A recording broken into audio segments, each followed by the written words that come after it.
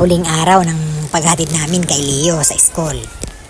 At siyempre kasama ko dito si Miss Yani at saka si Leo. Ayan, nakasakay kami sa tricycle. At siyempre papunta na kami sa school ngayon.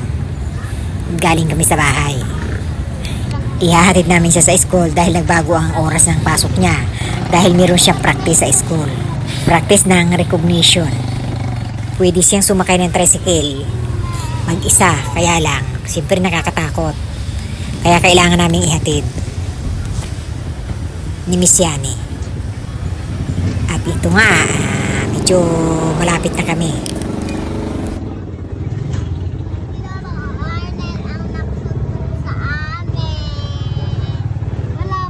Nakakatakot din yan iwanan dahil bata yan, kaya talagang kailangang isama yan.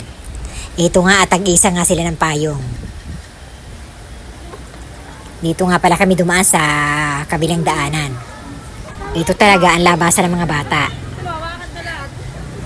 At pagkahatid namin sa kanya ay siyempre pauwi na rin kami.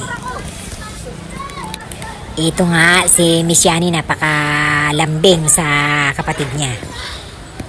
Dito na nga rin pala siya mag-aaral ng kinder ngayong pasukan.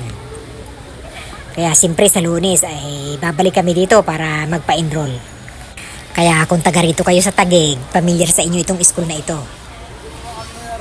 Pero sa totoo lang, first time ko talagang makarating dito sa daanan na ito. Nung nakaraan kasi doon kami dumaan sa entrance. At medyo malaki rin pala itong school na ito. Pero mamaya nga pala pag uwi niya hindi na kami magsusundo sa kanya. Dahil yung kanyang service ang magsusundo sa kanya mamaya. Ito nga at papasok na nga kami sa school. Kung napansin nyo ang buhok ni Miss Yani, napakaganda. Ay, nandito na nga pala kami. Siyempre hindi na kami papasok doon sa pinaka-school. Dito lang kami sa may bungad. Kasi hindi kami papapasokin dito ng gwardya. May hatid na nga namin si Leo, kaya